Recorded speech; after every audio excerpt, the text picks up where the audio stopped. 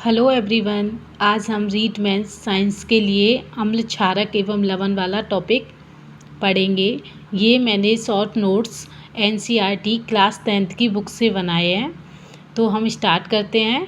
अम्ल के गुणधर्म देखते हैं। अम्ल स्वाद में खट्टे होते हैं और नीले लिटमस पत्र को लाल कर देते हैं।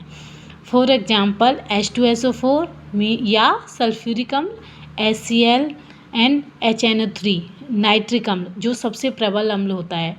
क्षार जो स्वाद में कड़वे होते हैं और ये लाल लिटमस पत्र को नीला कर देते हैं।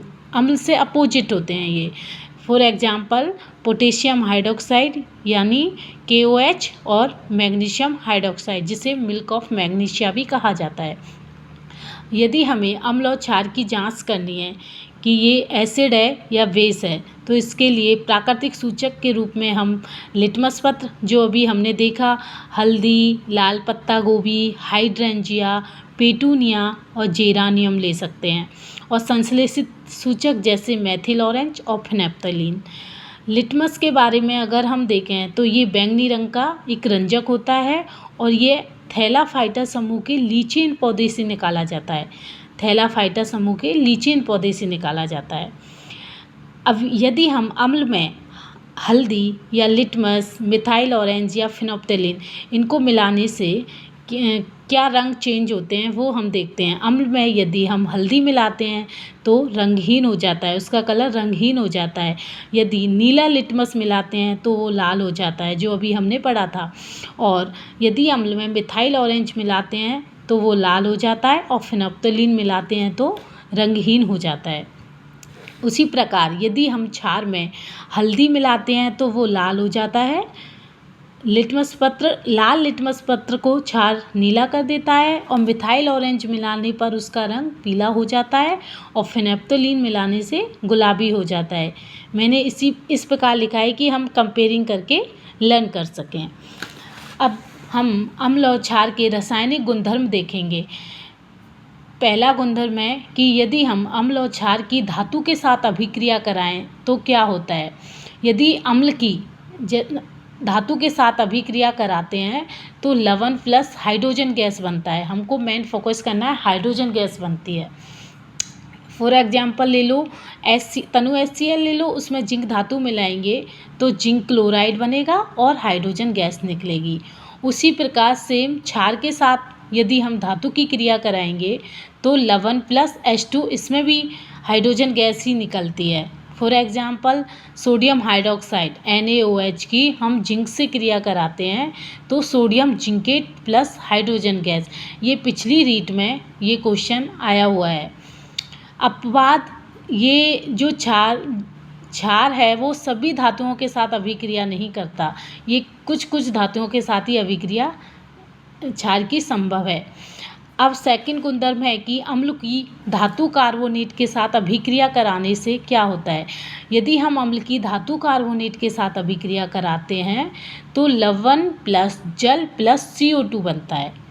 और यदि हम अम्ल की धातु हाइड्रोजन कार्बोनेट के साथ अभिक्रिया कराते हैं तो सेम वो ही लवण प्लस H2O प्लस CO2 बनता है। ठीक है, वो एक एग्जाम्पल देख लो, जैसे HCl की सोडियम कार्बोनेट से कराई तो NaCl यानी कि नमक बना प्लस H2O प्लस CO2 बना। उसी प्रकार धातु hydrogen carbonate means sodium by carbonate, जिसे बेकिंग सोडा भी कहते हैं, कि HCl से क्रिया कराते हैं तो NaCl plus H2O plus CO2 बनता है। ये जो CO2 होता है, यदि इसको चूने के पानी के साथ रिएक्शन कराते हैं, कैल्शियम हाइड्रोक्साइड, चूने का पानी, ये फॉर्मूला भी बहुत बार एग्ज़ाम में पूछा जाता है। तो उस कैल्शियम हाइड्रोक्साइड की यदि हम CO2 के साथ रिएक्शन कराते हैं तो कैल्शियम कार्बोनेट बनता है, ये जो श्वेत कलर का होता है, एंड जल बनता है।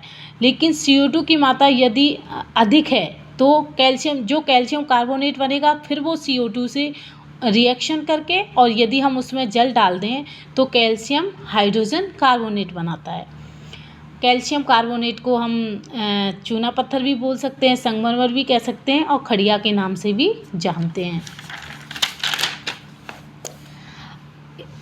इन सब का रिजल्ट क्या है कि अम्ल की यदि हम धातु कार्बोनेट या धातु हाइड्रोजन कार्बोनेट दोनों से क्रिया कराते हैं तो लवण प्लस CO2 प्लस जल बनता है। हमको दोनों गुणधर्मों का रिजल्ट क्या निकला कि अम्ल की धातु कार्बोनेट या धातु हाइड्रोजन कार्बोनेट दोनों के साथ रिएक्शन कराने से लवण प्लस CO2 प्लस H2O बनता है।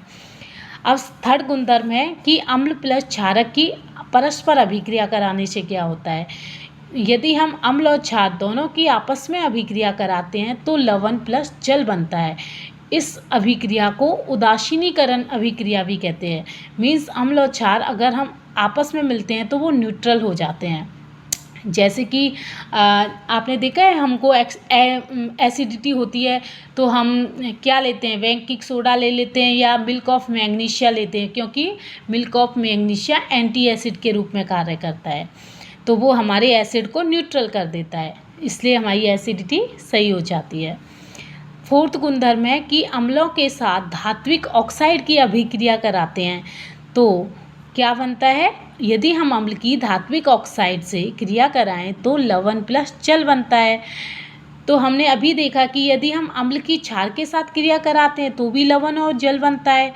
तो मीन्स धात्विक ऑक्साइड की प्रकृति कैसी होती है, क्षारीय होती है। इट मीन्स धात्विक ऑक्साइड की प्रकृति क्षारीय होती है। यदि हम क्षार के साथ अधात्विक ऑक्साइड की अभिक्रिया कराएं तो भी लवण प्लस जल बनता है। तो इट मीन्स अधात्विक ऑक्साइड की प्रकृति अम्लीय होती है। फॉर एग्जाम्पल कैल्शियम हाइड्रोक्साइड की हम CO2 के साथ, CO2 क्या है, एक अधात्विक ऑक्साइड है, के साथ क्रिया कराते हैं तो कैल्शियम कार्बोनेट प्लस H2O बनता है। नोट, यह अम्ल जल में हाइड्रोजन आयन देते हैं, इसी कारण विलयन में यदि हम अम्ल के विलयन में विद्युत धारा का प्रवाह कराते हैं तो यदि हम उससे बल्ब जोड़ें तो बल्ब जलने लग जाता है, क्योंकि अम्ल जल में घुलकर हाइड्रोजन आयन देते हैं। फॉर एग्जाम्पल HCl की यदि हम जल के साथ क्रिया कराते हैं तो H3O प्लस या hydronium ion plus chloride ion. तो आप सोचोगे कि HCl प्लस H2O से H प्लस होना चाहिए था, तो H प्लस जो हाइड्रोजन आयन होते हैं वो स्वतंत्र रूप में नहीं रह सकते, इसलिए ये जल के अणुओं के साथ मिलकर हाइड्रोनियम आयन H3O प्लस बना लेते हैं। इसी प्रकार क्षार को जल में घोलने पर, यदि हम क्षार को जल में घोलते हैं तो क्षार को जल में घोलते हैं तो जैसे फॉर एग्जांपल ले लो सोडियम हाइड्रोक्साइड, यदि हम इसमें जल मिलाएंगे तो Na प्लस बनेगा प्लस OH माइनस, मतलब सोडियम के आयन बनेंगे एंड हाइड्रोक्साइड के आयन बनेंगे। जल में जो घुलनशील क्षारक होते हैं उनको क्षार कहते हैं, क्योंकि सारे क्षार होते हैं वो जल में घुलनशील नहीं होते, लेकिन जो जल में घुलनशील होते हैं उनको हम क्षार कहते हैं। क्षार की प्रकृति संक्षारक होती है। तो हमने क्षार के पहले दो गुणधर्म देखे थे कि क्षार स्वाद में कड़वे होते हैं और लाल लिटमस पत्र को नीला कर देते हैं, और थर्ड गुणधर्म है कि क्षार की प्रकृति संक्षारक होती है।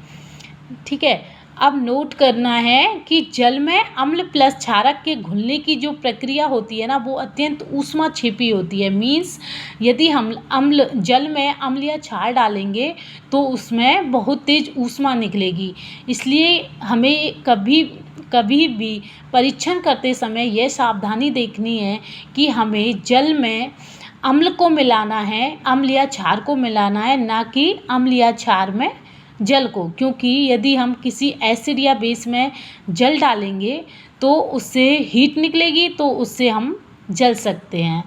सो आपको ये टॉपिक कैसा लगा मुझे प्लीज़ कमेंट करके बताना, और यदि आपको पसंद आता है तो लाइक एंड सब्सक्राइब करना। कल हम नेक्स्ट pH स्केल के बारे में पढ़ेंगे। Thank you.